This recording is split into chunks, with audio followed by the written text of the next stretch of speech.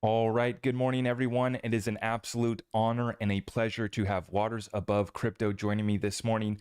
Thank you so much, brother. I appreciate you having me on. It's amazing to connect with you. I know it's been a long time coming, so I'm excited for this. We got a lot to talk about, a lot to cover. I want to get right on into it.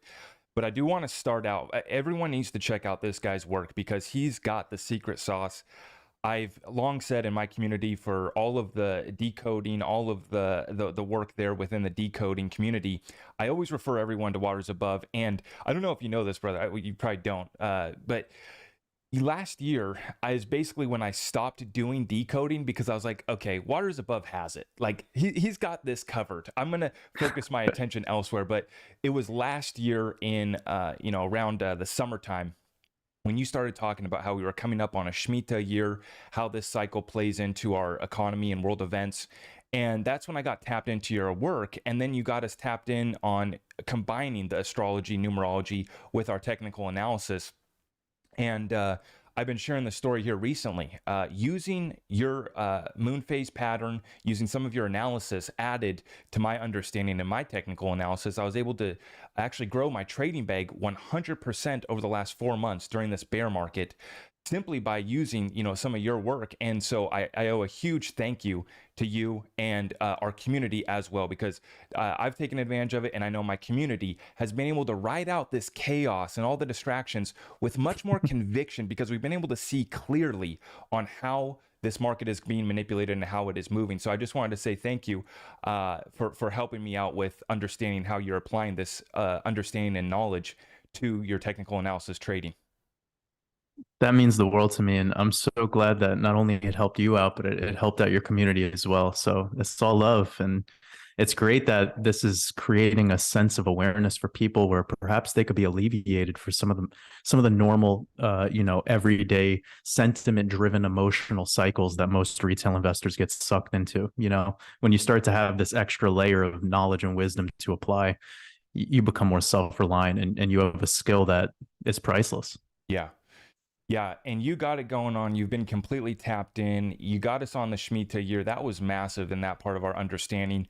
You allowed me to understand when the bear market was most likely going to begin for cryptocurrency. We knew we were getting close. And then recently, I felt like I was having deja vu, brother. When we just had this most recent eclipse, going back to May was the last eclipse, right? Mhm. And we had the Terra Luna collapse and that sacrifice. And coming up on this series of events, and we were looking at some things to get shaky towards the end of Shemitah.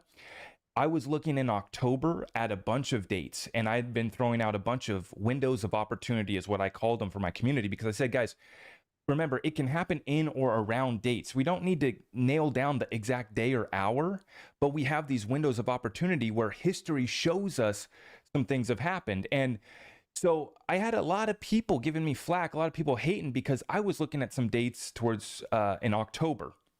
Specifically, I noticed that in '08, 1987, and in 1929, all three of those crashes, the main point of that crash had concluded during the Feast of Tabernacles. And so I said, okay, that's an interesting deal there. And so that was one Mm. window of opportunity. And then we also looked at how we're going to go back to back eclipses once again, just like we did last year. Mhm. So we knew this was going to be an incredible moment. And I told everyone, I don't, it looks like to me we're going to be going back down to the downside around that lunar eclipse, but we know for sure we're going to have a massive amount of energy coming in. Did we know it was going to be the FTX sacrifice? Did we know that FTX was going to be put up there for us with Sam Bankman-Fried, the agent that he is? We didn't know that, but we knew the opportunity was prime. We knew the setting was there for a ritual sacrifice, and we played it perfectly. Given us during that fake out bull trap rally around the new moon, partial solar eclipse, to get everyone excited, right? Mhm. Right on time, sacrifice at 11/8 lunar eclipse date. How beautiful has it been to be just tapped in at the level that I don't see many other people? I mean, I see you and no one else covering this and having this over the target. Bro, this isn't actually that new for us. If you go, I mean, I know you said you've been watching my work for a while, but we've been doing this with some price targets on certain coins. We've been doing that. Like I was even showing a highlight reel of Solana, and in my Patreon, I do a weekly. I call it my weekly Red Pill podcast, and I go over a bunch of altcoins that my community votes on. So if you see my normal YouTube videos, I'm only covering Bitcoin, Ethereum, XRP, but I was covering Solana. And I showed the exact level of where to anticipate this next move to be for Sol, and came to fruition on the exact date, exactly around $14.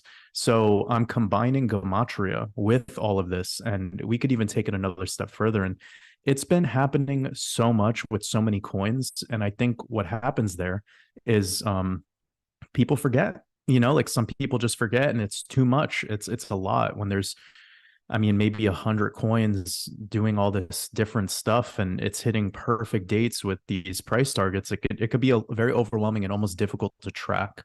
So for me, I think XRP is a great example of being able to just call it time after again and again and again since the beginning. That was where my channel really blew up. And again, if anyone from my community is listening, I'm super grateful for every single one of you. Like, we have the greatest community, and now that I'm speaking with you, like, I know we're going to have a lot of like-minded collaboration. And I know you also cover the XRP. You cover the ecosystem really as well, and you kind of go into it from a deeper level. But I was saying back then that XRP would hit $1 for the first time on the exact day that it did it, and it broke through $1, and then we started tracking it, and then I talked about how it probably won't break a new all-time high at that moment, where it went to like $1.80, $1.90. And I started getting a lot of flack, man, like from people, because that's the community like that was behind XRP specifically. They just wanted it to go to the moon. And I was talking at that time how I was de-risking and I was doing this, and they were like crucifying me. And all I was trying to do was help. Like, all I was trying to do was to get them to be aware of what's going on. And when it rolled over and it never really went back, 6 months later, there was another call that we had, and that brought in a lot of confirmation. So I get it. Like, you have to prove yourself to the world sometimes. Like, results are the universal language. So it's beautiful to see that people are catching up. And this recent lunar eclipse, with the accuracy of it to the day, that brought a lot of people over to be like, okay, this is it. And when you're seeing the S&P and the traditional markets not have the same energy necessarily as we're getting with crypto, then it's showing you how important the eclipses are specifically for crypto. So if you're here for crypto and you're interested in crypto, and that's kind of like your focus, which I think it should be, you should always be focused on the next big thing, right? If you get into stuff when it's being called a scam, you get into things that are basically volatile, crazy, and wild. Like, getting in after the dot-com bubble could have been the greatest decision ever in an investment thesis. And we're kind of in that environment right now, where we're in the wild, wild west. We're kind of learning what's up. And this is the opportunity of a lifetime. So the more we're able to be emotionally stable and be less tribal, because that was where I was coming back to, is there's going to still be that tribalism in the call outs for predictions of future price targets. You feel me? And if we get too hung up on that, and we start to have this like high level of conviction to these theories, and we don't take that step back to access our intuition and be like, in that, how do I say this? If we don't really utilize these skills, then sometimes it gets the best of us. And I think that's pride. That's a good example of pride. And I believe over the past couple of years, we saw pride do what it does best to a lot of retail investors. And now they're finally seeing clearly that, okay, yeah, there's some easy money to be made, but that's not honest money, and it's the people who really develop the understanding of what's happening here in this matrix, what's happening here in finances and the economy holistically. Those are the ones that are going to make it through. They're going to be the ones that make it through the crisis for sure. And then they're going to be the ones that rebuild. And then they're going to be the ones that have generational wealth.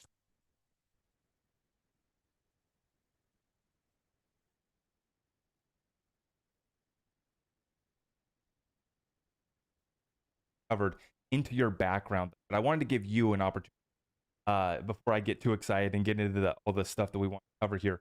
I want to give you the opportunity to give us a background. Who is Waters Above, and what is your work about? Yeah, so I was always interested in money, finances, and really what I was most interested in was like esoterica. I was just really fascinated by mythology, and I was fascinated about what was going on behind the scenes with the families who are quote unquote ruling the world and all of that. And you start getting into the banking system and Federal Reserve and all of the machinations of money in a whole. And when I got into the mythology, I really saw a deeper layer where even the colors of companies, the actual color of their aesthetic, of their branding, they're seeing eagles, seeing olive branches, all of this stuff. I already knew the meaning of it. So when I stepped into crypto, I was like, oh my God, this is like such a beautiful thing because I already can see the symbolism and I could kind of make through what's happening here. So, a long story short, I used to have private clients that I worked with to help develop portfolios and teach them about crypto and teach them about finances and credit cards, how to leverage on debt, all of that. And they were the ones that actually motivated me to start a channel. So I wasn't going to actually start a YouTube channel at all. They motivated me to do it. And once I did it, we kind of took off running. And I suppose what I brought to the world was combining technical analysis and actually quite basic TA. Like I try to strip it down and trim the fat and get to something that has a ton of utility without too much noise, without too much static on the charts. I took that basic TA and I combined it with gematria, which is alphanumerical ciphers, essentially taking a value of a letter. So ABC could be 1, 2, 3 in a very basic cipher. Z would be 26, so on. And I was combining gematria, which I knew beforehand that this is a Kabbalistic mystic code that could really be telling a lot of truth behind what is going on here in the blueprint of something, like the actual code of something. And I combined gematria, numerology, astrology. I put it together with these big, important projects in crypto, such as Bitcoin, Ripple, Ethereum, Cardano, etc. And it kind of just took off from there. People were really interested in it and people wanted to learn more. So I got motivated a lot through just taking the quantum leap to decide to share this with the world. And I'm really glad that I did, especially with my live streams, because even with that, I took about 2 months to get into lives. And in my lives, we don't even talk about crypto. We try to talk about everything that I was just talking about before, like kind of where my background was. And then besides that, I'm really passionate about music. So I have a passion for music. I'm really creative in music. And I think my creativity in music and the arts in general allowed me to create something really unique with this channel. I wasn't really influenced too much by other people. And that's been my whole life. Like I try my best to just do things creatively.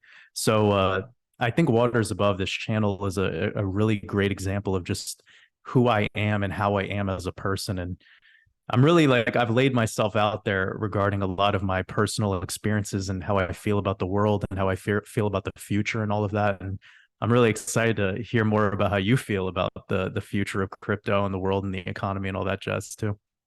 Yeah, your creation is one of a kind. As I was talking about, there's not many other YouTube channels that even come close to this level of understanding played over the last year. I can't find anybody who's more on top of combining, the few different studies there, astrology, and putting it into this work. I don't see anybody else on top of it like you. So I think you, for me, are the number one in the whole space right now for applying this knowledge to the markets, not just crypto, but over to the markets. And so let's get right on into it. Before we go into some of that, the astrology, numerology, definitely want to talk about that, dates and time, calendar. But I wanted to get your quick take on the current liquidity crisis. I just talking about how you helped me grow my trading bag by 100%. That was awesome. That was fun. Thank you so much for helping us. But because of the liquidity crisis that was going on, I didn't want to be in Tether. I didn't want to have my funds on exchanges. So I just transferred it all to X, got it the heck off the exchanges. Mm-hmm. What is your take right now as far as, are you trading this market still? Are you worried about liquidity, funds on exchange? Where are you at with this? That's an amazing and important question. I actually have had two recent interviews before this one that I focused a lot on talking about hardware wallets and about cold storage. But this is something that I've been talking about forever, and I think since the Terra Luna ritual, that was kind of like the starting point of the like we can see the lighthouse now, like we're getting close to the shores, and like the more mistakes you make when you're close to safety, like that's kind of where the biggest mistakes lie. So there's clearly issues right now in the environment of crypto, and it starts a lot with the security, with the you know the idea of where all these companies are headed, because I'll just come out and admit that if people think they know, you probably don't really know. Like, this stuff is all very interwoven into conglomerates, and those conglomerates could be central banks. So with what just happened with FTX, you're starting to see all the companies that SBF is tied to, but you're going to start learning a lot more every day. There's going to be more and more and more that's revealed. And as it's revealed, it's going to almost be impossible to know what's the best move to make. So I'm just going to say that to then uh, lean over into you and say that I think what you did was the smartest thing. Besides just putting it in whatever crypto that you personally believe in, get it onto a hardware wallet and make sure that the hardware wallet that you get, I'm not here to promote Ledger or Decent or whatever one you think is best. Just make sure that you get it from the company. Make sure you buy it directly from their official website. Do not buy it from a third-party retailer. You might think because Black Friday is coming up that it's a smart time to get a Trezor from Best Buy, or no, that's stupid. It could be a faulty device, and you saving an extra $15 could cost you your whole portfolio. So that would probably be the best advice I could give at this time. I don't really know what exchange could possibly be safe because this market is unregulated. What could we, at the end of the day, what really is safe when we're talking about investment? That goes back to just like the basics of investing. It's like, this is really unsafe to begin with. So just the fact that in crypto we could custody our own private keys, that's beautiful. You don't really get that in stocks, unless you have access to LIBOR or Maribor or something like that. But that's pretty high level stuff. So the point of everything is that there is no perfect exchange. There is no perfect, there is no perfect way of doing this at this time until regulations come in. And it's funny because it's like people want the regulations and some people don't want the regulations, and it's a hot potato and nobody could really figure out what they desire out of all of this. And everyone's going to start blaming people. Everyone's blaming Sam Fried, and then they're going to blame the people that come out after him that they're like, no, they did it. And it's just going to be this like mess. You know what I mean? And I think it's going to get worse. So at this time, probably best to just do what you said, what you did. Yeah, I take my try to leave where they lock what's taking place right now. Now, one other quick take on this. Right now, there's this ongoing Twitter space with all the O space, mostly Bitcoin and Ethereum maxi. They're having this ongoing debate and conversation, and they're all freaking out about how the space has gone back 5 years plus. For me, I've been making the point that maybe you guys are going back for 5 years, but what I see at Ripple, what I see at Stellar, and some of these other companies that are building out real utility, they're not going anywhere. They're moving ahead. They're not part of that. They're not at your party, at your table, doing that deal. What's your thought on just the space freaking out right now, the collapse of it? I say purge out the bad actors, out the people that didn't build real products, didn't build businesses. What's your take on this freak out? Yeah, there's two things to that. One, I knew about the Shemitah and what the Shemitah creates, which, if anyone doesn't know what the Shemitah is, it's a 7-year cycle practiced in Judaism. It used to be about agriculture, but in the past century, it's been mostly about banking and about money and about restructuring debts and fall of empires, wars, geopolitical events, etc. And I'll just quickly summarize it. To all the market crashes that we know of happen on Shemitah years, typically at the very end or slightly after. So me and my community knew what to expect. Once we passed May of 2022, sell in May, walk away, we just knew that there was going to be a ton of stuff to happen over the following year. And emphasis around September 26th with Rosh Hashanah and the following eclipses, which we just made it through that eclipse in November. So the fact that we've been getting all of this stuff to kind of happen in this environment, we knew that would happen. Now, I believe that we are in the year of the Jubilee, and we might touch that in a little bit later. So part of my overall thesis and what I've shared with everyone is a supreme amount of patience, because I personally would like a purge as well. And I've been very vocal about this. Even in my last Red Pill podcast that I put out, I showed everyone coin market cap with 26,000 cryptocurrencies or 21,000 crypto. This is nonsense. That all needs to go away.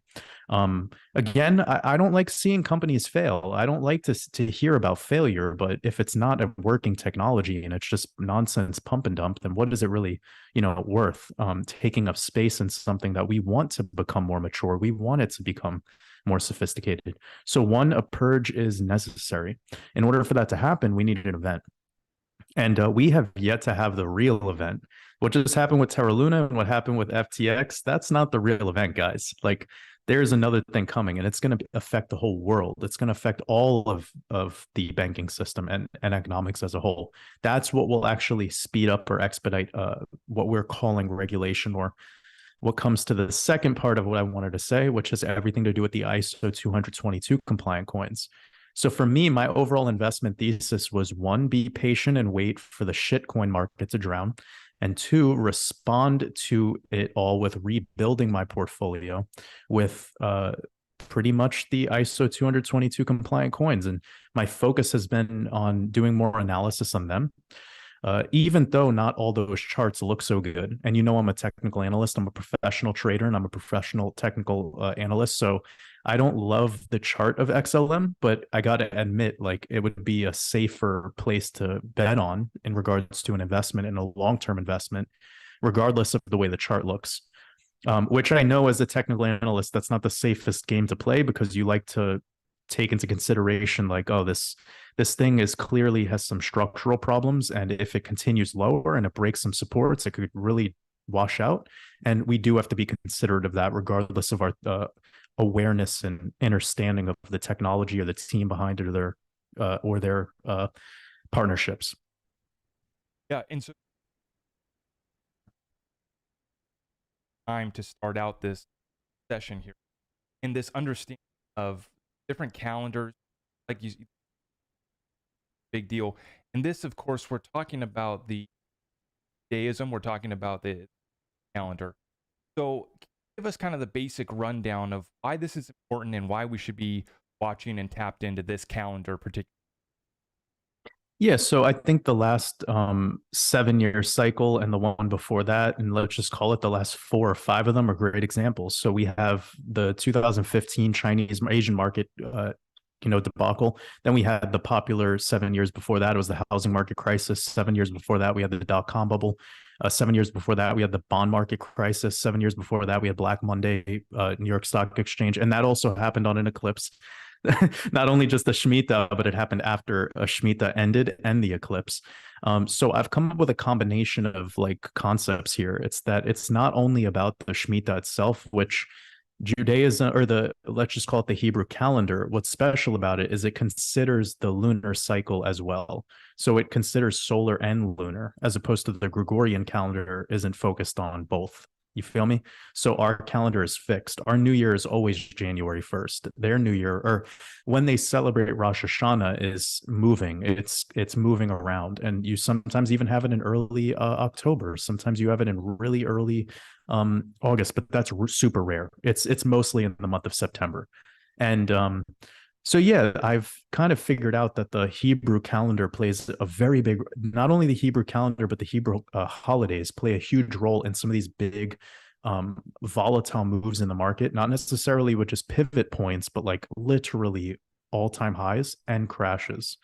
So it added an extra layer so that it is more predictable, and I could be a little bit more dialed in with the execution of my trades and my overall investment thesis, and it does allow me to prepare myself for the future. So getting back to the Shemitah, it's a 7-year cycle, and we just finished one in September of 2022, so it's over. But this is a special cycle because this was what I am. My research shows me that we are in the Jubilee, which a lot of even rabbis disagree with me on this, but I really don't care. I do my own investment, research, and I kind of have figured it out on my own. But I'm comparing this to the 1970s, the early 1970s, a similar environment. And I think even with the Nixon resignation and like kind of the buffoonery that was going on in politics back then, it's very similar to what we have here with the Biden administration. So the long and short of it is the Shemitah is a 7-year cycle, and a Jubilee is 7 cycles of 7 Shemitah cycles. So it's 49 years. And on the 50th year, you practice what is called Jubilee. Jubilee biblically was actually a very positive thing. It was like giving back land to people it was confiscated from, giving back debts.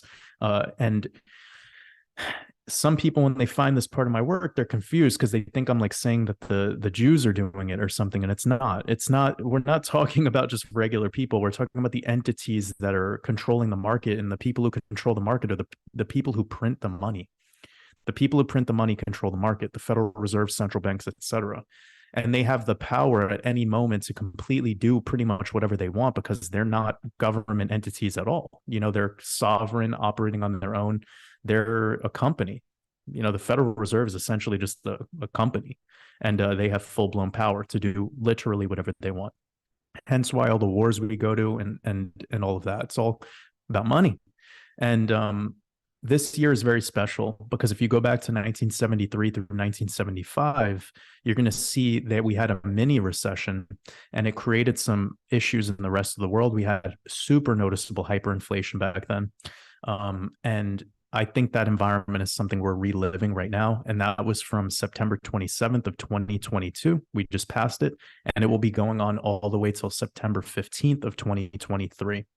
So my overall outlook is that by September, October of 2023, we will be seeing the bottom for the stock market, not the crypto market. The crypto market will be isolated from this because the crypto market is much faster. It makes its moves much quicker. It trades an extra 33% of the year comparatively to the traditional markets. So yeah, that kind of lays out the idea of how the rest of this year could go. Right, and this takes a lot of understanding, and people get confused. And as you said, you even have rabbis within the religion that are arguing amongst each other about how to interpret it too. So it gets very confusing, and it does take I've always been in a spot where I don't really worry about the why. I'm just trying to figure out how do I understand this and how do I move in accordance with. I don't care why they the moon, why they work. For me, it's been about how do I navigate that they do, and why do that we have? Why is this hidden? This knowledge not shared. Why is nobody else talking about not just but that part as well? Like I say this quite often, everything that I know, you could know. Everything that I know, every person who's listening to this right now, they could know. And what I'm about to say isn't to throw shade at anyone who's listening or you, of course, but I'm just going to speak what some people would call a red pill. It's that humans are essentially distracted, right? Like we have all the knowledge and wisdom available to us, especially with computers, right? So there's nothing hidden, honestly. There's really nothing hidden. It's just we're all too distracted.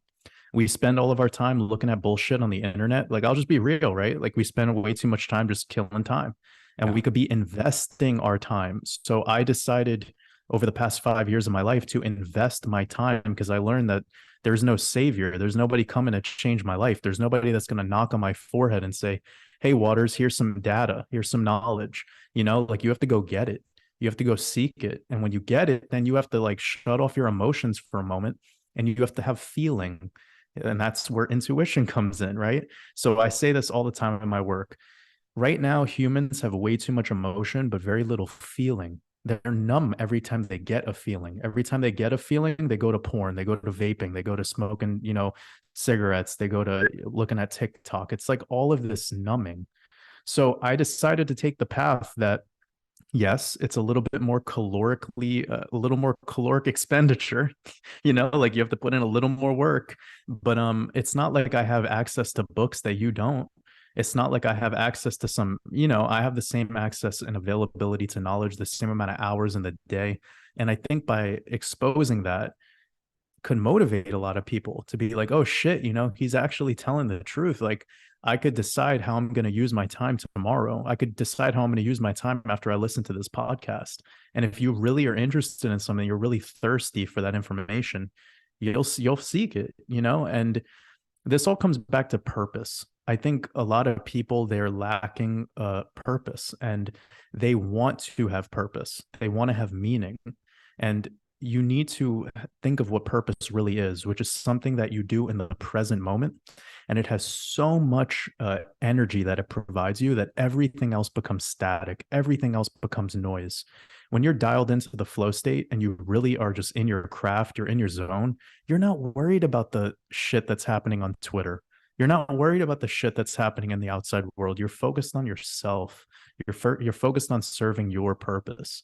So that's what it is to me. I don't really think anything's hidden from people. I don't really think they're pulling the woolly over your eyes. People pull the woolly over their own eyes, bro. I love that. That's it. That is it right there. And I saw a comment on TikTok here. It's funny you're knocking TikTok while I'm streaming on TikTok, but people need to understand you can use the technology, you can use the platform for righteousness, for spreading your message, for benefit, like for positive, spreading positive energy and knowledge, or you can Use just be it to scrolling feel. on nonsense, Yeah, right? use it to feel, not to numb. That's it. Yeah. Guys, you can use TikTok. You could use all of that shit, right? I'm just saying is feel. Like, use it to feel. Stop using it to numb. This is what happens to humans, is like we want to take something and we want to make it so black and white.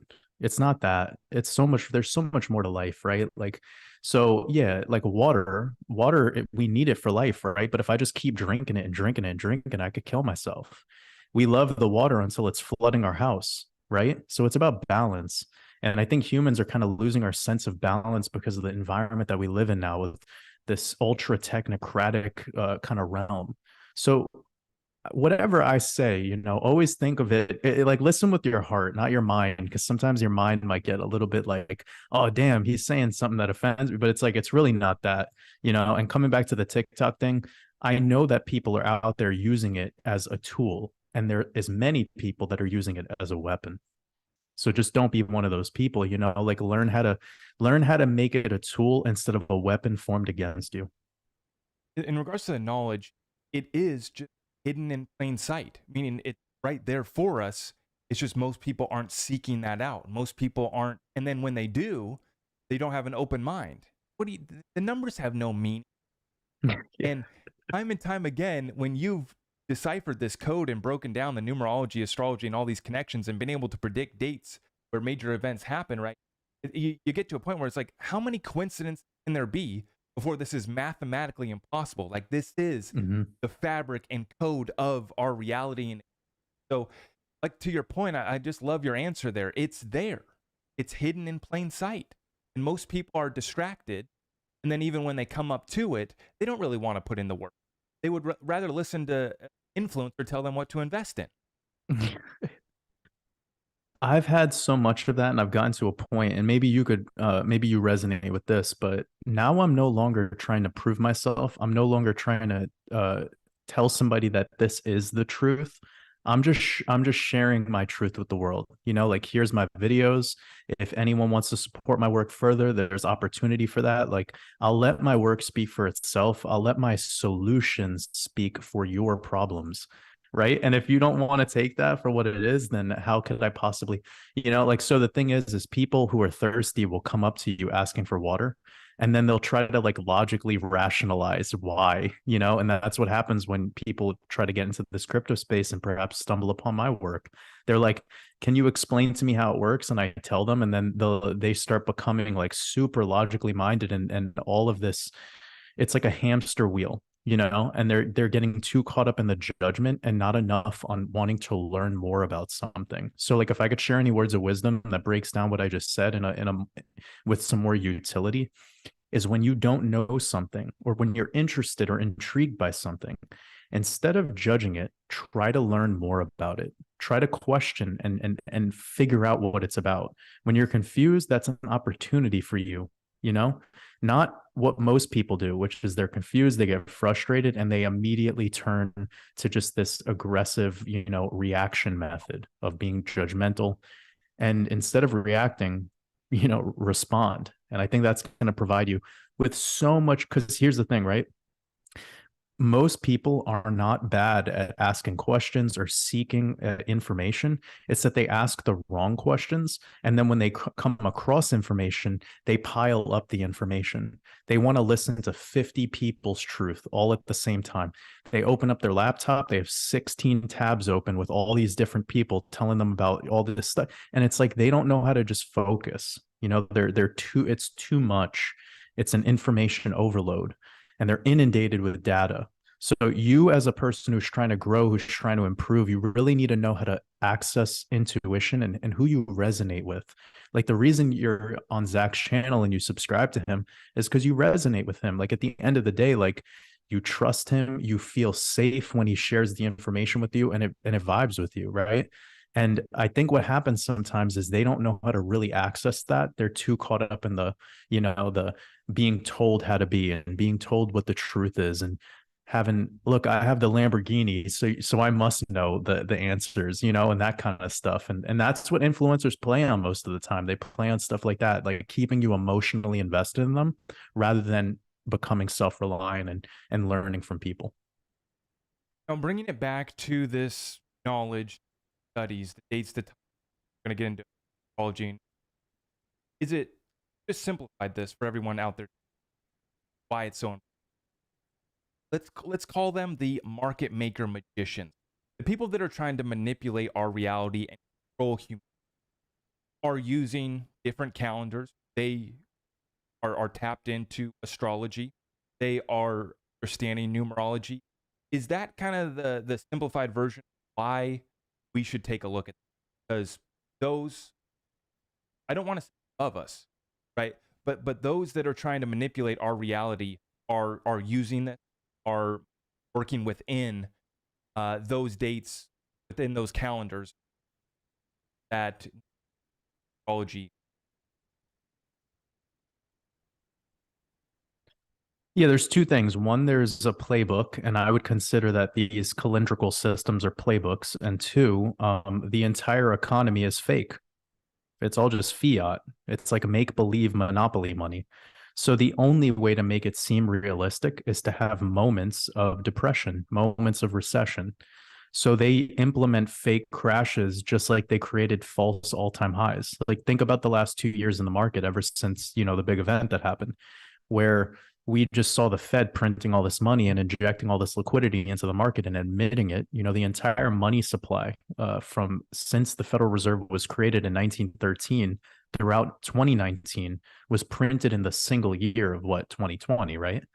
That's just fake. They could just do whatever they want. They could walk up to a computer and create $1 trillion in a keystroke. So because this market is fake, it's like all things go, and there is no rhyme or reason for it. And that is why you have the playbook. And that playbook is when they release the energy or when they invite the energy in. And that's what Shemitah actually means. Shemitah in Hebrew means release. And it has everything to do with Saturn. And Saturn is father time. I don't want to get too esoteric, but I'm answering your question. I am trying to answer your question in a way that provides as much value as possible. But Saturn is he holds the scythe, and he has everything to do with harvest, right? He's the god of harvest. So it's like he comes and collects. And how coincidental is it that he comes and collects at all these crashes? Like it's all just their playbook. So I would go quickly and say that it's not just the Hebrew calendar. It could be some like the Celtics. They have a calendrical system that they're using, like Imbolc and Midsummer and Samhain, and everything that you're told in the Gregorian calendar as a holiday is not original. That is just a plagiarized version of some like childlike concept that they've shared with you for keeping the economy propped up. But those are all ritual holidays that go back to the sun and moon and the movement of, the cosmos. So it's all coming back to the sky. It's all coming back to astrology. And if you start to look into paganism or you look into Babylonian or Egyptian or any of that stuff, it all is more alike than it is different. So I would say that the calendar, that is the real calendars, the ones that are dealing with both the sun and the moon, they are providing you with the playbook. And the numbers are given to you through the Bible. The Bible literally tells you about the Shemitah. It tells you about the 7 cycles of 7. It talks about Jubilee. Like, they gave you all this stuff thousands of years ago. This is not new. So their playbook is just the rule system. You understand? And humans just don't see the rule system because we're listening to CNN and CNBC, and they're listening to Kramer scream at them. They're not actually paying attention to the calendrical systems. And that's what makes this stuff so easy for me, is I'm completely away from the distractions of the news, and my head's in the esoteric knowledge. But it's right there on Wikipedia for free. It takes 2 seconds to look up. Now,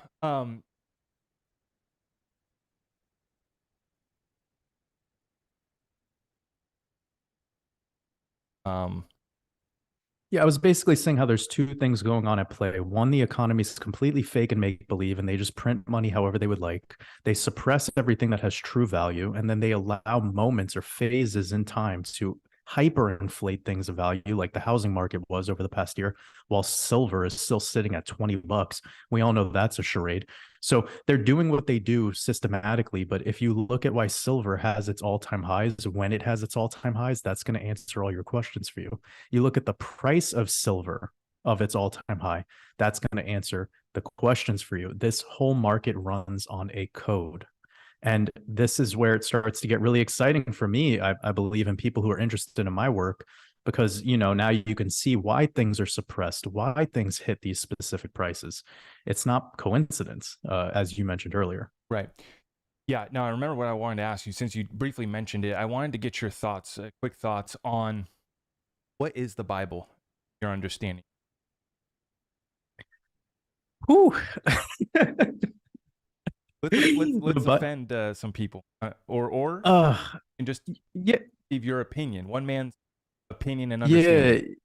Yeah, I mean, honestly, so the Bible originates from the Codex Vaticanus, and this is really important to know because a lot of people, when they start learning about Christianity and perhaps they become born again, or they start taking on this idea that Christ is their Lord and Savior, which, by the way, I'm not trolling on these people. Like, some of these people are beautiful, like very good humans, right? Like, they mean well.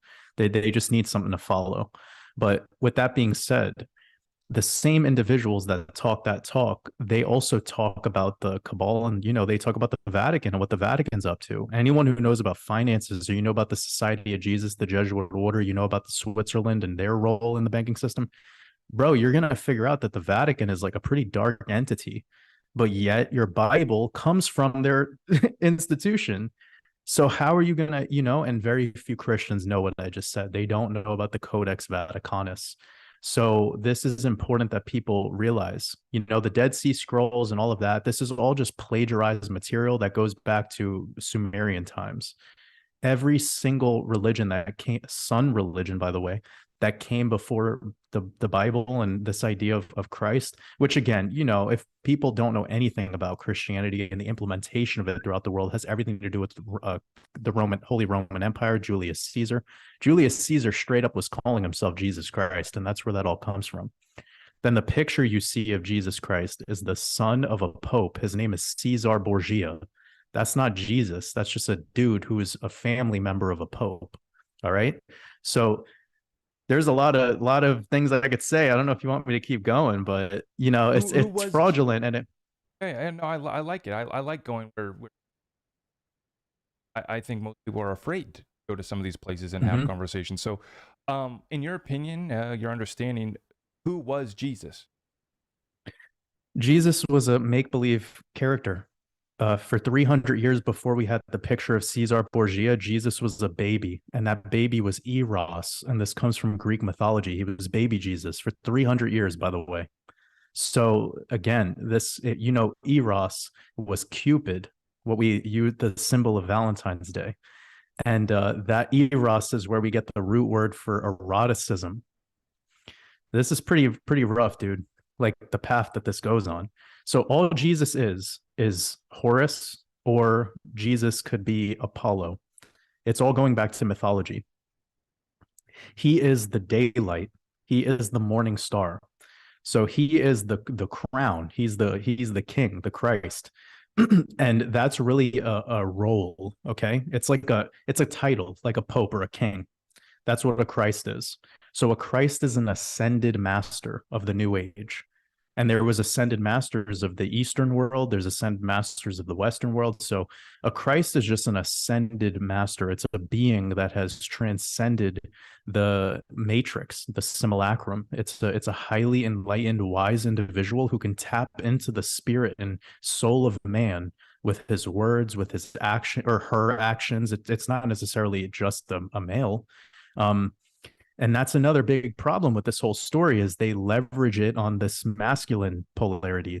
They've always been trying to brainwash humans to believe that if there's this supreme leader, whether that's God as you know it, or whether that's the Christ, or this leadership role that's the son of the God, the living flesh of the God, they always make it a dude. And it's like, okay, well, you see the protocol here, right? Like there's phases. There was a phase where we were in a masculine energy, and there's a phase where we were in a feminine energy, and we are moving right now through this age. They call it the movement into the age of Aquarius. That's all irrelevant. All that matters is the polarity shift. So we're moving away from religion. The world is moving into like this transhumanism, kind of like very weird technocratic, like where gender and roles are getting reversed, and this is all part of it.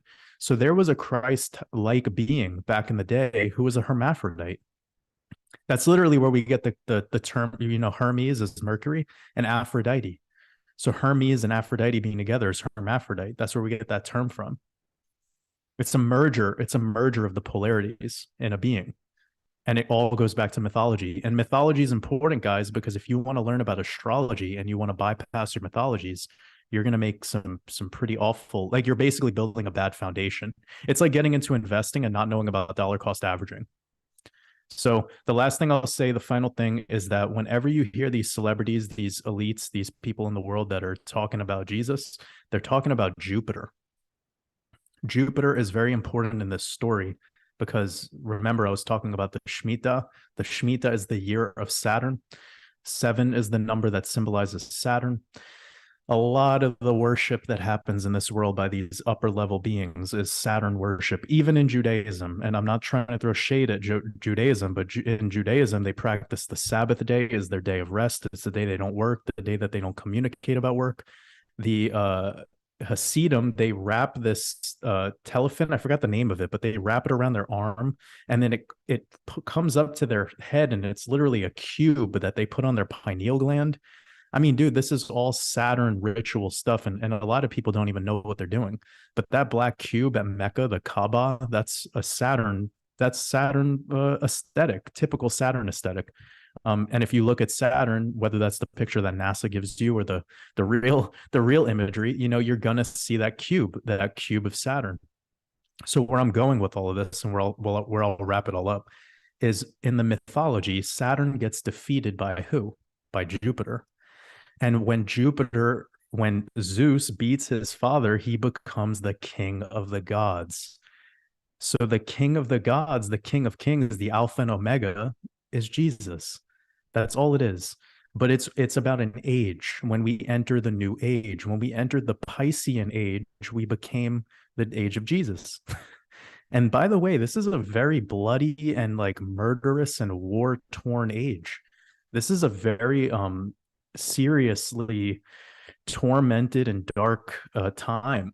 And I'm just being honest with everyone. And I think, my opinion aside, it's proven through the way we treat each other and the actual wars that we've had. We have places on this earth right now that have like no compassion for humanity. And that's this age. That's the age that we're leaving. We are leaving that age right now. And that's why we're seeing at this transit point, so much wisdom and enlightenment is entering humans, because we're in that transit.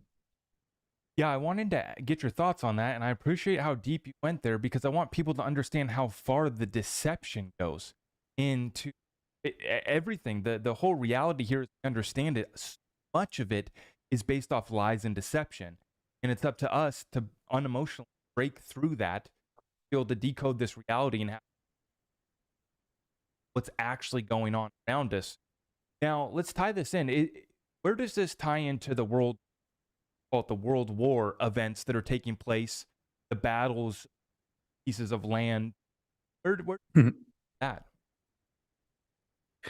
Well, yeah, I mean, the Shemitah has always played a role in these wars for sure. I mean, if you go back to if you keep going backwards, you could see that 1944 was a Shemitah year, 1937 was a Shemitah year, and that was all kind of centered around what we're calling World War II. And World War II was a pivotal time frame in this whole globalist regime that the socialists pulled off, and it's the system that they implemented. So if you just take technology and put the technology aside, pretty much the entire protocol that we're living through today was a chess game that was finished in 1944. So the Shemitah between 37 and the one into 44, that was the one that they implemented this bullshit this stuff that we're dealing with right now, where they've doubled the cost of living. They've taxed both people in the house, both the woman and the male. They've decided to come out with a fully controlled government ran education system, the doctoral system, the mortgage. I mean, all of this mess is all about those two Shemitahs back to back. And they were critical because one was the starting point of this ritual that they did, and then the other one was the relieving of the ritual. And I've been saying this for a while, and some people still don't really understand where I'm going with this. But I've been calling America the Garden of Eden, where if we look at the whole world over the past century, maybe even 2 centuries, America is like given we're like a safe zone for a lot of this craziness that could happen in this realm. And the development of America might be in its final days. Like we might be at a point now where that development and the infrastructure and some of the smart cities and all that stuff is about to be pulled off in other places more so. And it might make people believe that there's better life somewhere else. But trust me, the idea of socialism as we know it, it's going to be way less in America than it will be in the rest of the world. America will be the last place it'll be like the last domino to fall. Now, it doesn't need to happen. Humans could like wake up, and decide freedom, that is the ultimate choice. But the thing is that people become too reliant on systems. So this is where it comes full circle, coming back to the last war. In the 1937 and 1944, they needed to disrupt everyone's traditional system, the traditional family structure, the values that people had around work balance and life balance. They knew what they were doing with that event. And that's why after that, Shemitah of 1944, what they implemented was a completely new day-to-day life. They wanted to do that because that's one of the tenets of like Bolshevism, of socialism, is to have these two things. And then I think that'll mostly answer your question. One of them is have children, and children are everything, right? Because that's where you start the learning. That's where you develop the consciousness of the adult later on in life. Take the children and put them in a position where they don't believe in the values and teachings of their family. They believe in the value and the teachings of their state. That's number one. Have them believe that the truth comes from their fucking school, not from their mothers and fathers. If you could pull that off, boom, you've already like started the parasitic process of man's consciousness. Then number two is to have the work and life balance be disoriented. Have women start wanting to chase high level careers so that their motherly, intuition and role, their polarity becomes distorted. And then have men be, basically you could send them off to war and they would love to go kill for them. This type of like barbaric energy of like really overly competitive, and perhaps competitive in a way that'll start to damage their family structure. They'll decide work over being a good father, for instance. They'll decide work over playing with their children or teaching their children. And when you take both parents and you remove them from the household structure for work, then the kids have to go to school. They're getting indoctrinated in the indoctrination camps, right? So you're just these two things combined. You add that up to where we are today, and that's what's pretty much created all these issues, and that goes back to the last world war we had. Back again. What I've noticed I came across in my work was war cycle. Obviously, there's wars in between, but specifically here in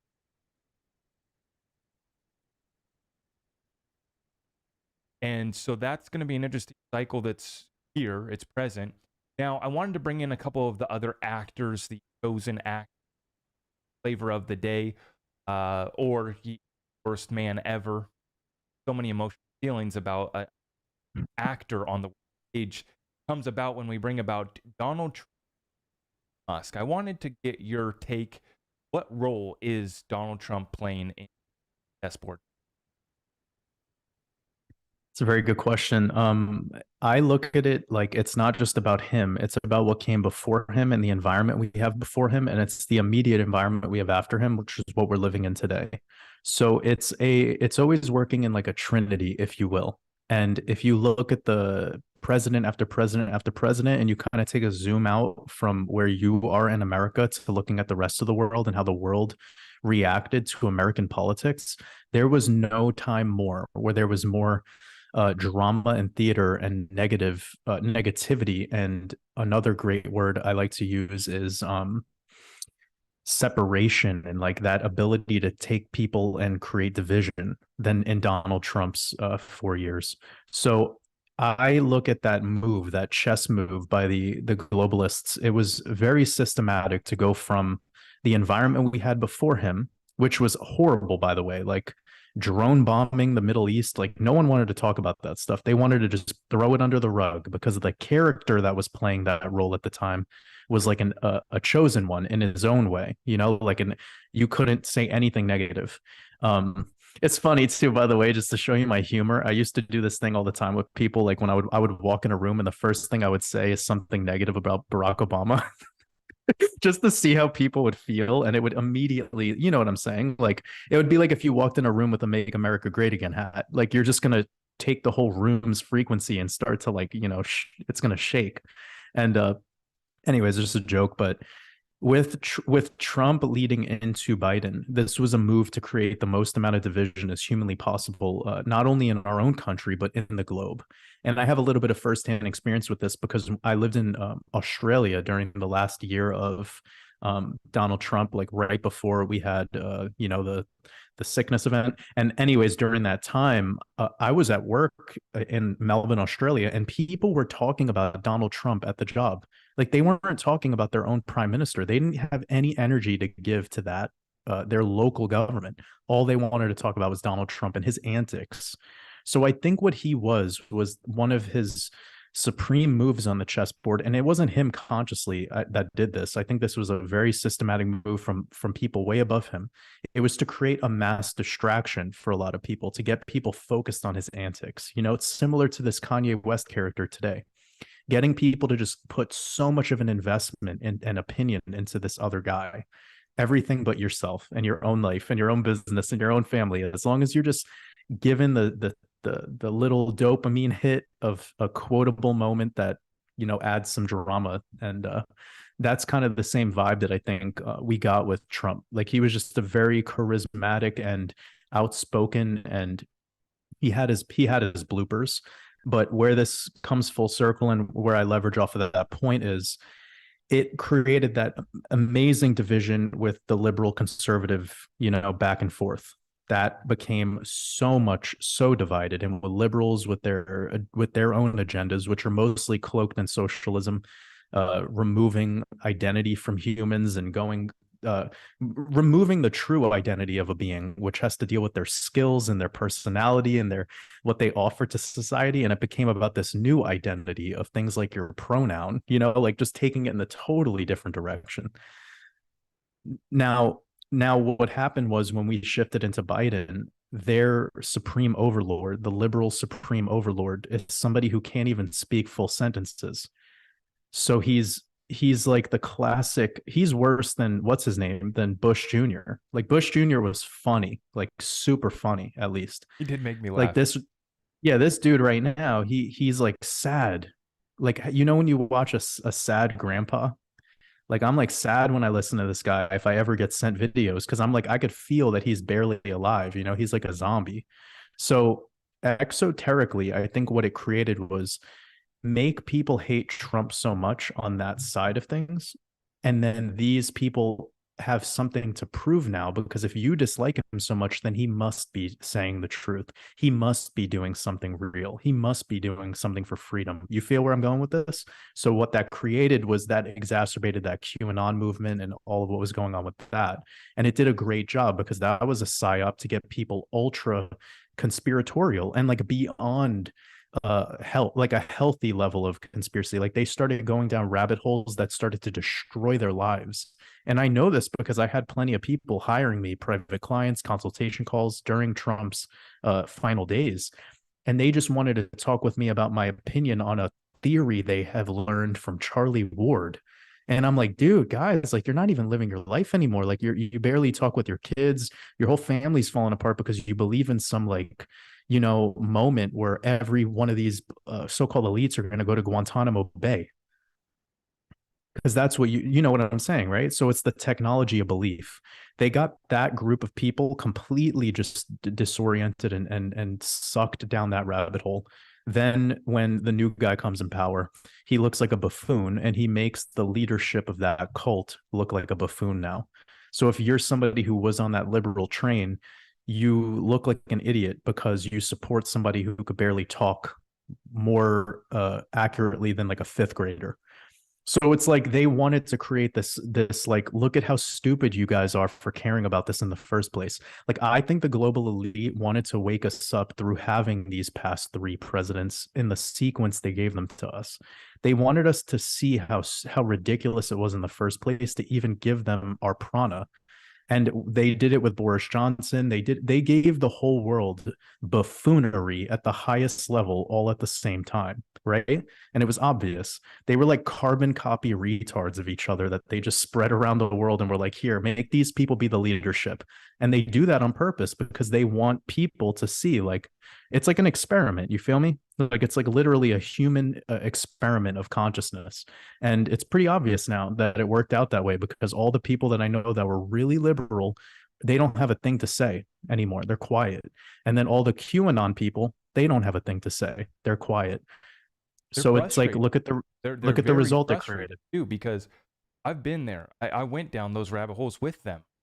I was looking at the next state. I was looking at something has to be done. Here we are at the end of 2022, and seemingly nothing happened.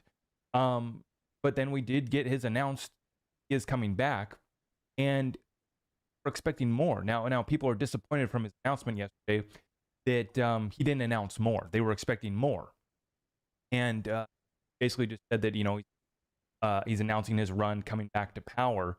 But he himself called it one of the most important days in the history of our country. And I think for me, the deeper meaning there is that tomorrow wasn't, or yesterday when he announced his run, that wasn't the day that events were going to play out.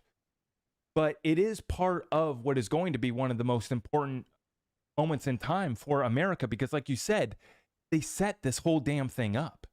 They gave us Trump to save us from what was going on the previous 8 years, right? They gave us Trump. He gave a lot of people hope. We liked what he was saying. He brought jobs back to America. The numbers looked good, only to have it taken Yeah, on back. paper. Sorry, what was that? I just said on paper, yeah. On paper, right. Yeah. And then the events of 2020 allowed him to rewrite the whole rules and just he took control of Fed and Treasury, and he basically ushered in part of the reset and restructuring, right, with that. But then, as you said, we get President Joe Biden stepping in here. They swing it back completely to the other way. Through all of this distraction, all of this mess, one thing that I've been trying to make clear with my community that I started my first business before Trump came in, and I'm still running this same business after he's gone. And I'm going to be running the same business when he comes back. And my situation is the way it is because of the actions I've taken, not because Mm. Daddy Trump did this for me.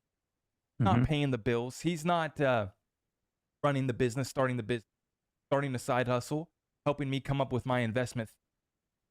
So I think that, like you said, so many people are giving their attention today. Trump got Elon, you got Kanye, and whether you're offended by him or whether you think they are the savior and that you need to sit back and do nothing, it puts everybody in the same position where they're not taking action. Yeah. Like that's kind of what you're. That's 100% what I tell people. Like when there was that transition of power between Trump and Biden, and all of the people in the QAnon side of things were like, don't worry, he's coming back. You know, the whole time I was preaching the same thing on my live streams, which was until I wake up and Joe Biden is like making me a cup of coffee or paying my electric bill or like driving me to the gym, he's irrelevant in my life. Like facts, until he's answering emails for me or helping, until he becomes my secretary, I really don't care. He's irrelevant. I care Giving about them people in our. my real life. 100%. They have no power. They're skillless, talentless beings, including Donald Trump. They have zero skill. Their only power that they have is the humans believing in their power. It's the illusion of their power that keeps them in position, and they feed off of our prana like a battery. Like if you think about what's going on here, this whole world, especially when you talk about politics, you're talking about an energy harvesting experiment. That's all it is. It's give me your attention, and humans have made it easy. So they're like, oh, beautiful. We don't even need to try. Now we just got to put a little phone inside of their pocket, and we could steal their energy all day. It's free of charge, gratis, you know? So my whole message to my community is like, and that's a lot about what I speak on in my recent expansion mastermind course, is like, just focus on yourself, serve your purpose. Don't be used as a servant for somebody else's purpose. I how long we've been going, so I do want to keep moving. It's all good, brother. We have some time. I'm pretty free for the moment, so we're Yeah, good. I appreciate. So I wanted to then let's move in. Oh well, they've primed everyone, got everyone distracted, and got this so set up where they harvesting all of our emotion, and they're setting us up to usher in that solution, which is that CBDC, the removal of cash Mhm. and the privacy and security. How far will they be able to go with this Agenda 2030 credit score? I always note that the country that I won't name, they are a model country well ahead of the rest of the as far as that system goes, as far as that agenda goes. But how far Yeah. do you think go in the West and across the whole planet? I know you mentioned that the United States is going to be one of the last countries to adopt socialism, let this go through, but let's expand on that. How far do you? Yeah, so I kind of look at Agenda 2030, the way that it was given to us popularly, a little bit like a psyop. Like they gave it to us very far in advance, and a lot of the machinations of what Agenda 2030 is a little bit like psychological operation. But what I will say, like what you just brought up before about that country, is the the groundwork is like taken, it's done. Like, you know, the carpet has been rolled out, family. Like they have the infrastructure prepared, so they could flip these cbdcs on fucking tomorrow. Okay, that's a fact. What they need to worry about is human reaction. Like, how will we behave if they were to do such a thing?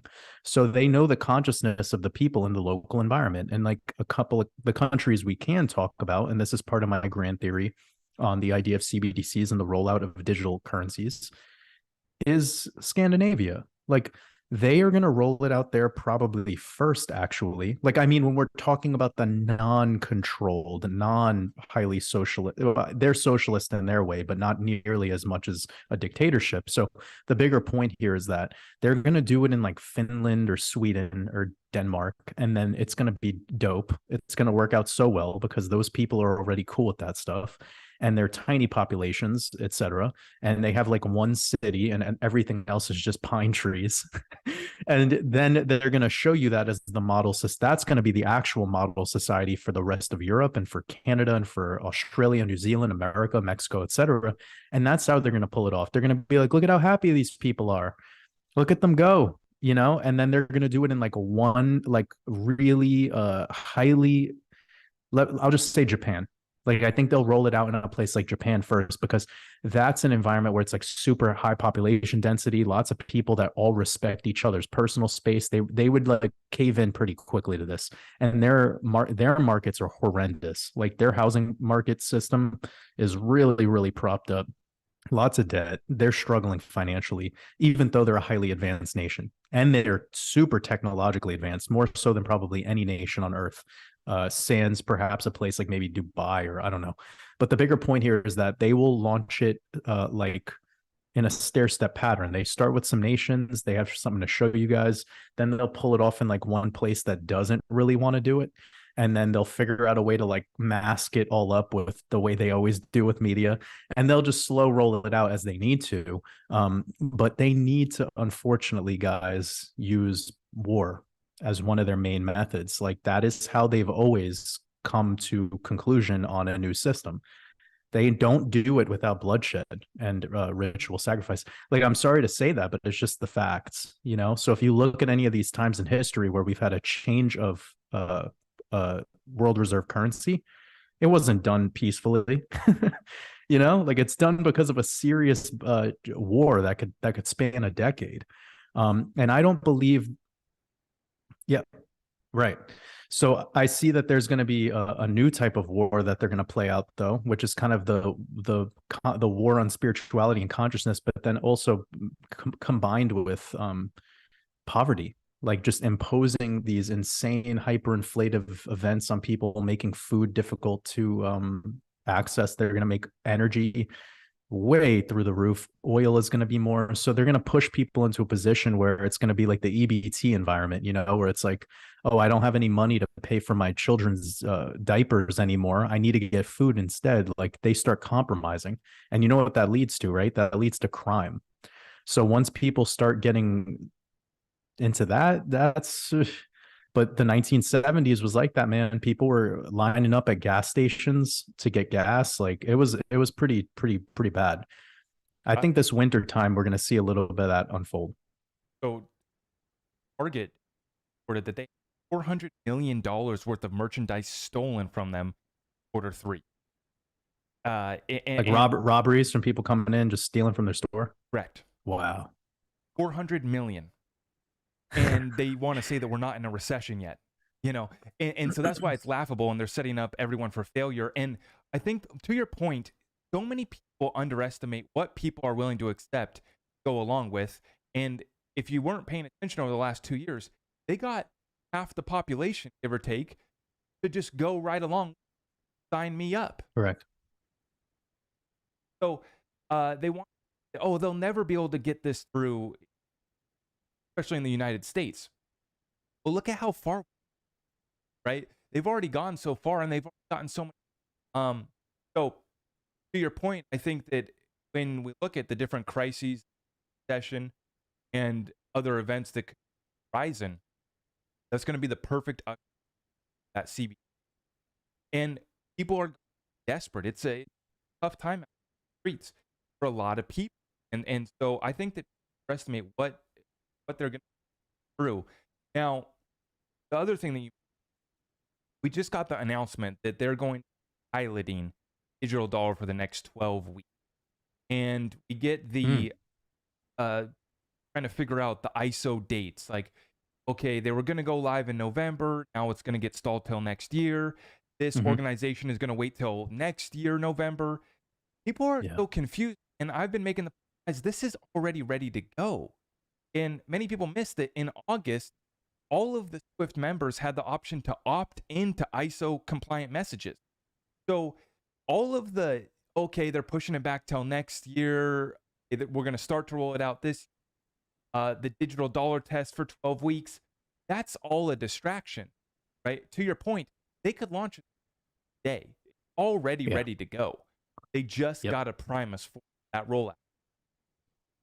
Yeah, they have to be very cautious and selective about the nations that they do it with. Like if the C country wants to go ahead and do what they got to do, like they can implement CBDC in Taiwan or whatever super quick, like however they want to do it as a control mechanism to keep their, to because that's how they use military. It's always for pushing force and I think there's nothing more of a death grip than preventing trade routes, preventing the access to food.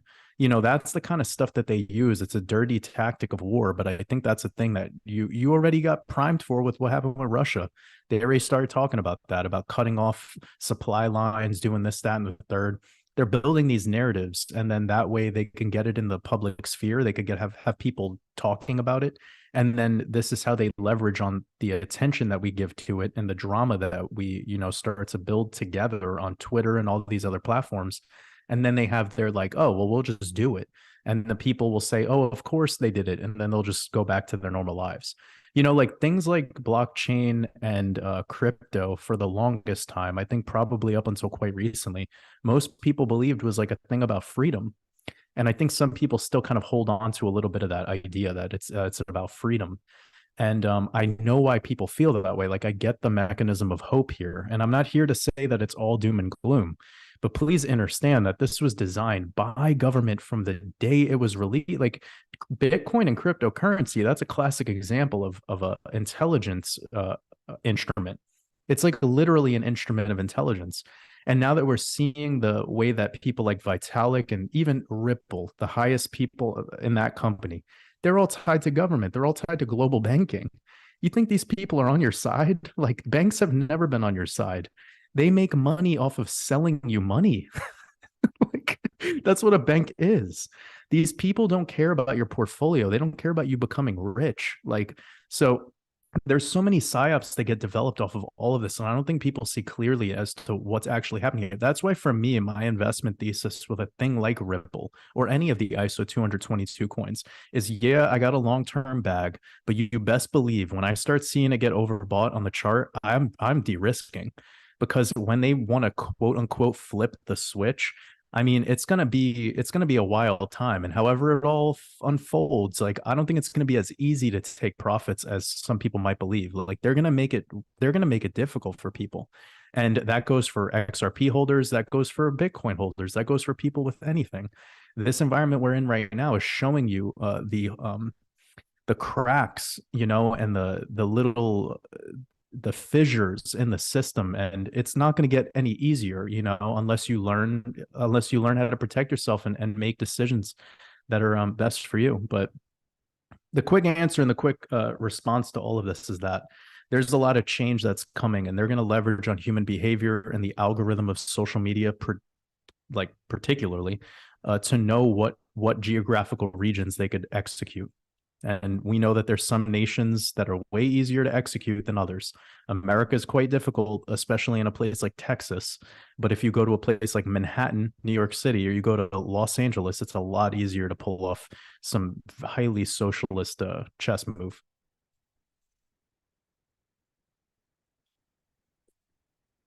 Twitter and kind of building drama around a case, we definitely got to touch a little bit more on XRP.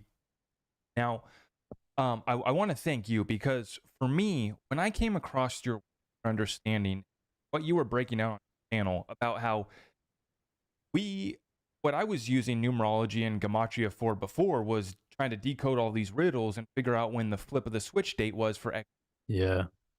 Then I came across your work, and you specifically woke me up to this fact of it's not there. It's not there in the technical analysis. And could it surprise us one? Okay, that's great. Position accordingly. That's fun. But it's not there from the technical analysis. And this is the most manipulated asset class in the world, in my opinion, cryptocurrency. And XRP is a chosen asset for the most amount of manipulation. So on that point, on how they've used XRP, manipulate people, manipulate the XRP community, and then let's talk about how this story does end. And I love the point that you make there about how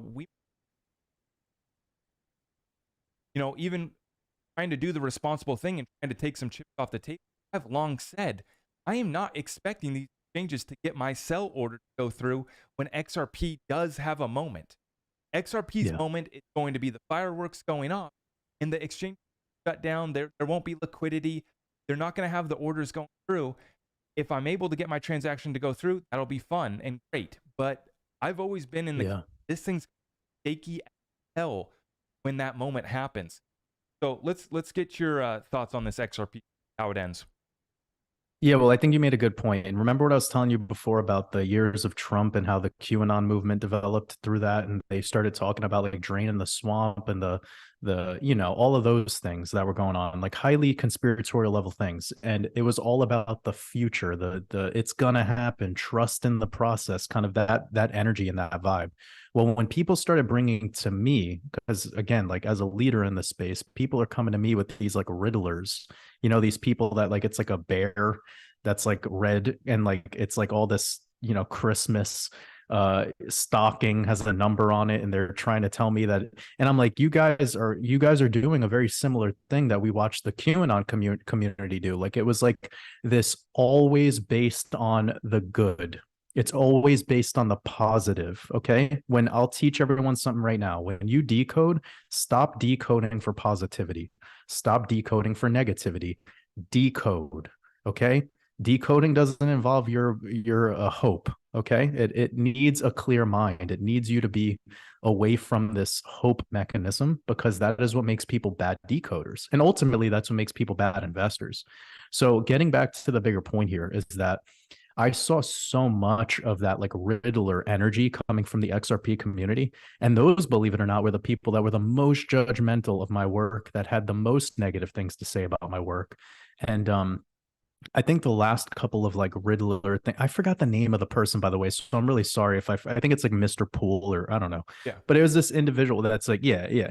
And they're anonymous and this, that, and the third. And I got so many people sharing that with me, and a lot of people were upset with me because I was not decoding it. I was deciding to not pay attention to it. I was purposefully just disregarding it and let it be what it is, because I knew that I already had my own system. My system worked. My system provided me results. My system changed my life. My system allowed me to go from not having, I lost my first business coming back from America, my e-commerce business. Then I lost my second one. Then I started trading. This is all before my YouTube thing going. And then I was trading XRP on leverage with Bitcoin, and I learned my system. I implemented my system for trading, and I became financially free from that before I even had clients. And I was getting my clients through showing them my results on my trading system. Okay.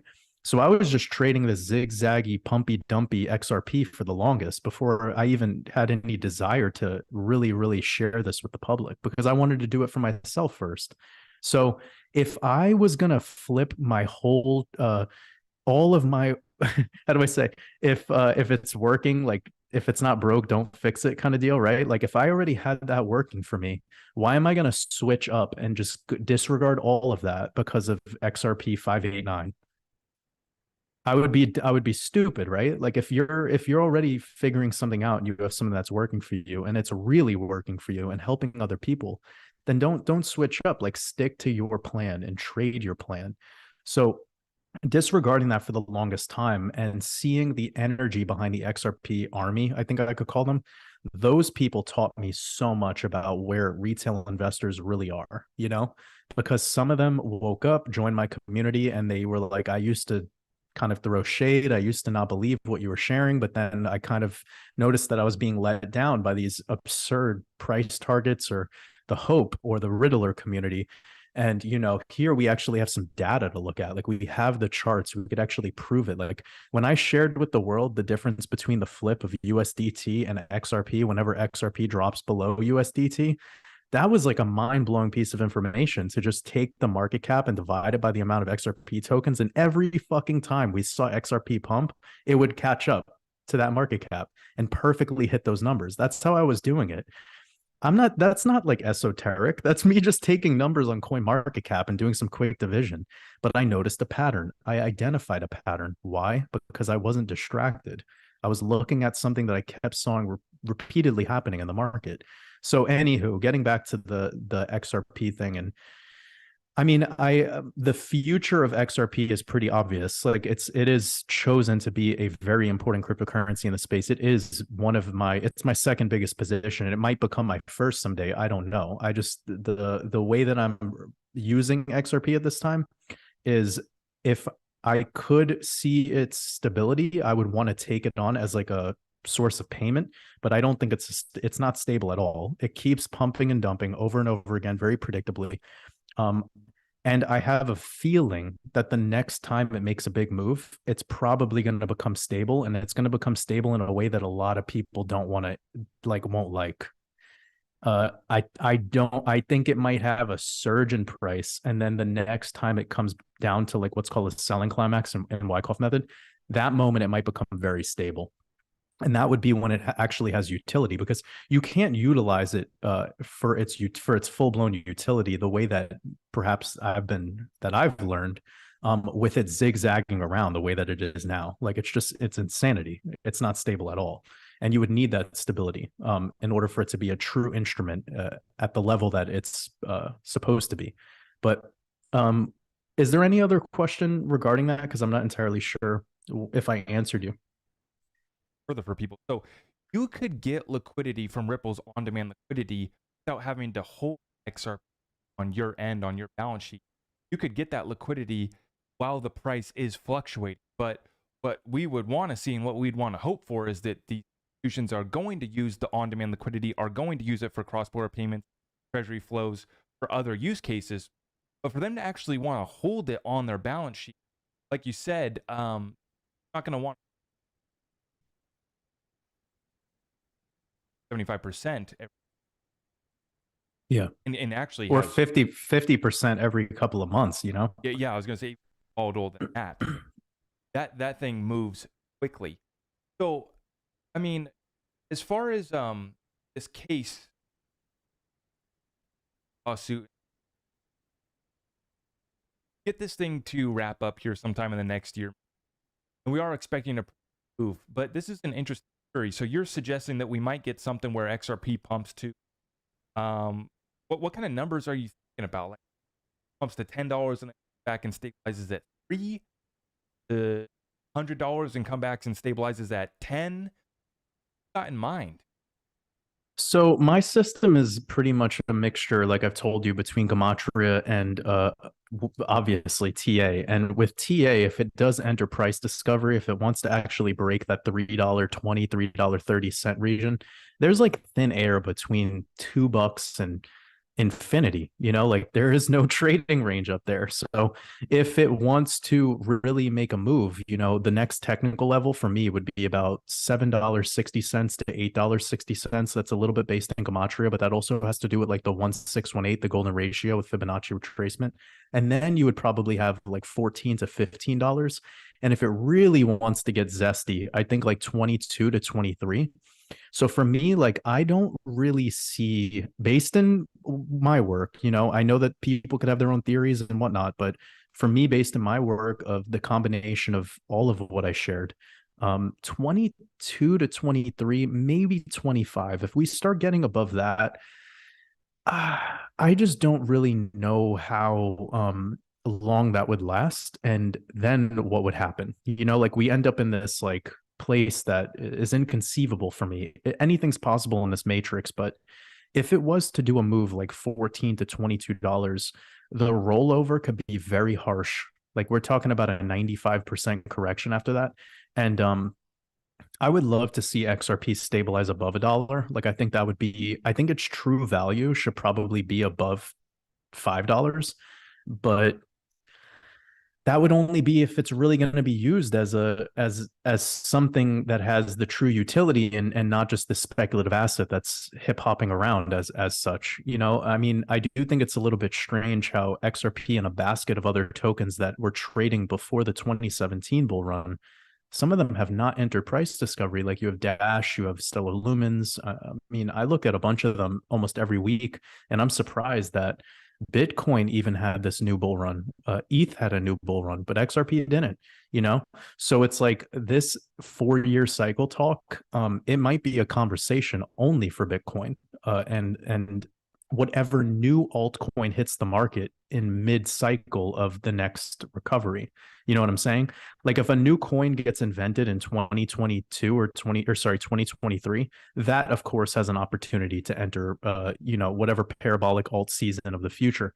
But Monero, it couldn't make a new all-time. I mean, it's a long list. It's an exhaustive list. While we saw a huge list of nonsense go on to do 10,000%, 100,000%, 200,000% gains, XRP clearly not being one of them.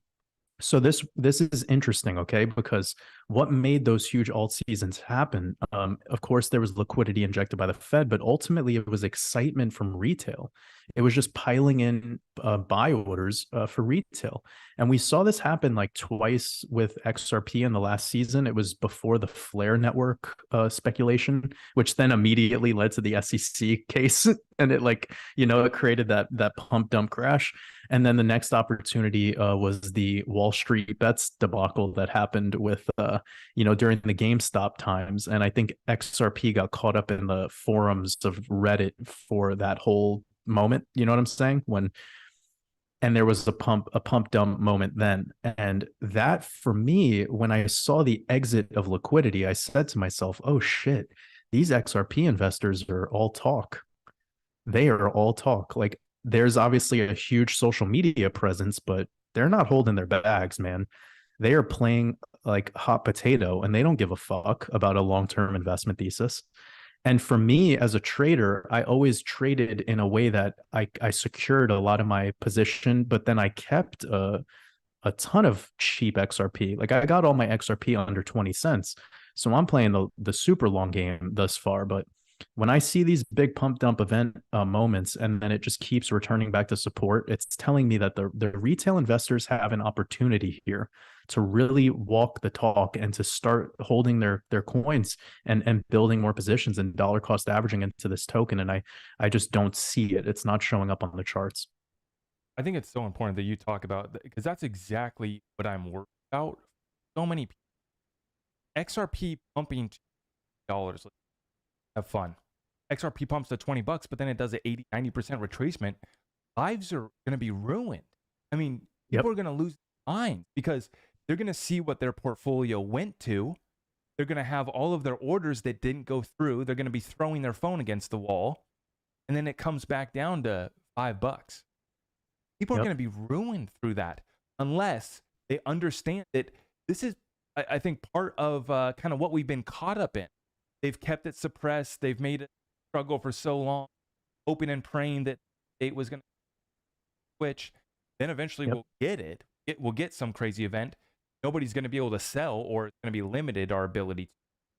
And then it's going to come back down. And just like it always, people think that this thing's just going to go up forever. And I think so many people in our community, I'm worried about them getting caught up in that and not being prepared. You could just roll over 70%. It would already be down to like $5. But then if it had, you got to remember, right? Like there would be way more market cap if it was to go to 22 than if it was to go to, you know what I'm saying? So like if it lost a similar amount comparatively, if we even wanted to play that game, you're talking about right back down to $3. You're talking from 22 to 3 in a blink of an eye. And you want to know why very few people are going to try selling on the way down, because they're going to think that it's going to just, we're going to have a bull trap. It's going to bounce back up. Blow off tops are so elusive. Okay. Anyone who thinks you're like a wizard and you're going to play the blow off top effectively, like wake up. The reason you don't make good decisions in markets is because you're always playing the what ifs of the following moment, and you're never taking action in the present moment. So for me, like people need to create an investment plan today. What if XRP goes to $20? Okay, well, I know what I'm going to do, but I guarantee you, brother, there's going to be all these people coming out on the internet with 2 million subscribers, these 10 million TikTok subscribers. And when XRP is at 20, they're going to be talking about XRP at 50, and people are going to be getting sucked in, and it's going to roll. And this is how the game is. So I advise people, I'm not trying to tell you that the person who says 50 is wrong. I'm trying to tell you that don't get greedy when you have 20 in your vision.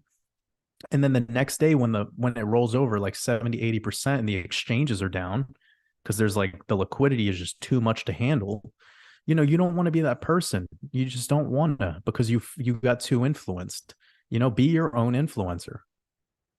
And I've been saying, you guys need to write it out so that you can stick to it. And try to take it one step further. Obviously, you can limit sell orders so high on the exchanges, but have your sell orders put in beforehand, strategy written out, so that you can have conviction during these moments. It will be dramatic.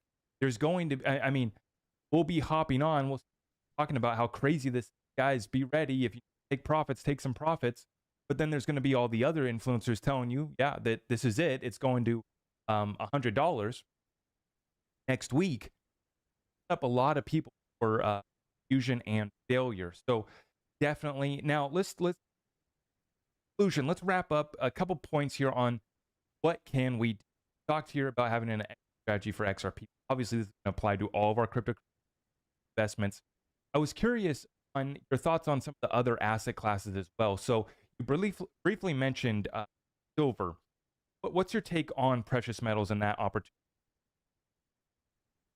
I mean, they're not really of the future, but there is some interesting stats in the background about like the mining and the supply and the price. And it's obvious that it's suppressed, but like what isn't? So, like we could have a conversation all day about the what is suppressed, and then we could look at all the charts, right? And I think the precious metals bugs, like that's the kind of game they play with a lot of people, is this whole idea that eventually there's going to be this moment where we go where the price discovery mechanism is allowed. Okay.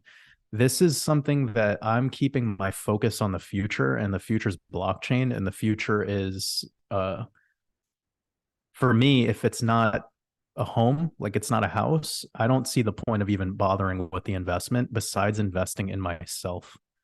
So my number one investment that I make is in myself. My number two investment that I make is in crypto. My number three investment that I make is pretty much fiat.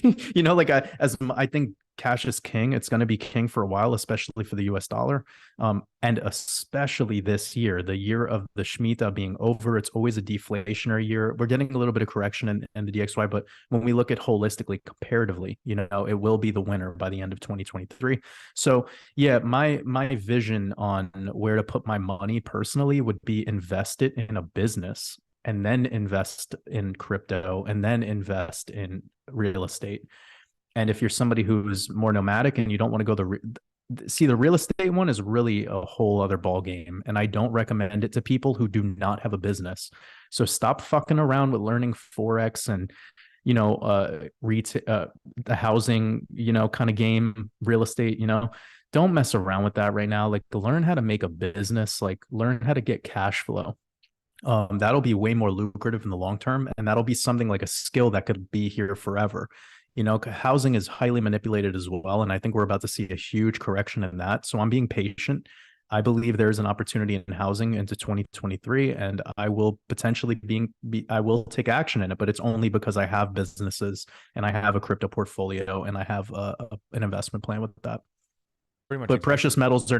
precious metals are not in my vision at this time. I think they're going to continue to be suppressed. I think that pretty much whatever price discovery you get on them will be just possibly, we could use the term hedge. I don't really want to use that because it's like not really true. Like if you just look at the way that the charts are on gold and silver, it's like, I have a hard time at calling that a good investment. I just think like maybe if you're somebody who wants to play that game, it might be a less emotional roller coaster for you than something like Bitcoin. But for me, like I'd rather put my money in a business than in precious metals. And for me, I've been saying most of why I have silver on me is because I want to have what I call a blackout barter. I want to have the ability to trade and move stuff around if the systems go down, offline assets. Now, at that time, someone going to want a bar of silver or food. Probably going to want my food, but I got some of that too. So that's where I'm covering all of my offline assets, and I've made silver a big part of that. That's how manipulative it is, and how much longer suppress it. They've been able to suppress it and manipulate it for so long. It does appear that we might be at a breaking point here soon. But like you said, for me as well, My best investments have always been back into myself, my education, my knowledge, my businesses. Nothing turns out a return like my businesses. I know I can count on it. It's not reliant upon somebody else. I'm not trying to figure out. Um, for me, business bringing value to has come naturally. Spreading out. I always want. I ever going? I started out. I have a little land business that started back in 20, and I used that business to teach me everything I needed to know about business. Basically, got an MBA in business just from pounding the streets, selling, learning sales, learning how to hire people, learning how to run a team, manage cash flow. That was great. But I always thought bigger scale. I want to do something bigger. Then stumble into the media operation. And that to me, it took me a while to realize that we have this impact and how important it is to feel like it's an obligation. And maybe you're not going to find your passion. Maybe you have a skill set that help you bring it in. But that's right where I've been at too. Get their cash flow. Because whether it's surviving the inflation crisis, higher food prices, rent, or want to take advantage of what I call the wealth and world way, this will allow you to buy all of these suppressed assets out your own. For me, I've been in the same spot. I talk about programs, courses, access over website. Put all the links down below, guys. For Waters Above, his website, But I know you just launched a couple new courses. Give us a breakdown of what you have to offer. Well, I really appreciate you bringing that up. So I have a crypto mastermind course. If you go on my website, watersabove.com, you'll see it's the one at the top. It is a beginner and intermediate level course that covers everything from basic beginner level stuff like developing your own investment thesis, building a portfolio, learning how to read the charts, and all the way to the exit strategy. So I actually have an exit strategy blueprint that's included for free within that course. And it teaches you all the gematria, numerology, and astrology applications. So if you wanted to go in the sequence of it from start to finish, you're really going to walk away with, I always like Pareto's principle, like the 80-20 rule. Like you're going to walk away with the stuff that's really going to make a change without any of the minutia, without any of the noise. So I did my due diligence to make sure that I created that to have as much value as possible. And then I have a trading course, but I really don't recommend that to people unless they do know how to read charts. And like you mentioned, you doubled your bag in the last, some odd time with following some of my work, and that's really amazing. And that put the biggest smile on my face to hear. And not everyone's capable of doing that without knowing TA. Not everyone's capable of doing that without knowing some of the user interface stuff that comes along with getting into exchanges. So I always recommend that it's kind of something that's best for people that at least know TA. So it's like a part 2 to that crypto mastermind course. And then just recently, I came out with my expansion mastermind, which is not about crypto. And it's like my introduction to the world of like a digital online coaching course. I designed it to feel like you're being coached by me through this consciousness expansion, like all this stuff that comes back to a lot of the little words of wisdom that I was sharing along the way in this interview, talking about attention, talking about discipline, focus. I even mentioned before this transmission that I'm working on a new chapter for that I'm releasing soon, and it's called Skills, and it's really going to be dope because it's focused on how to take some of the things that you're passionate about or things that you already do in your day-to-day life and convert that into something that could become a source of income or something that you're teaching people about in the world. And that could eventually become a source of income. But I noticed the missing links of what's happening in the world and people, and I just responded to it with that course. And I think it's perfect for everyone because whether you're male, female, it's going to touch on food. I talk about detox and fasting and health because, like if your health isn't good, then who cares how many Bugattis you have, or how successful your business, like cash flow is irrelevant if you're sick and you can't hike up a mountain or play with your children, So I tried to cover as much as possible in that course, everything from health to wellness to mindset to self-improvement, manifestation. Yeah. Love it. Love it. I would highly encourage everyone to.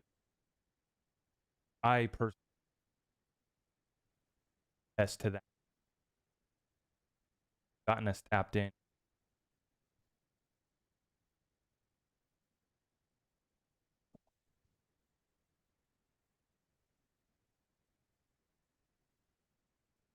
I want platform so that everyone does us a favor, smashes this, hitting that thumbs up, and let's share this message far and wide and get everyone tapped in, because Waters Above separates himself from the rest of the crowd, and it's really beautiful.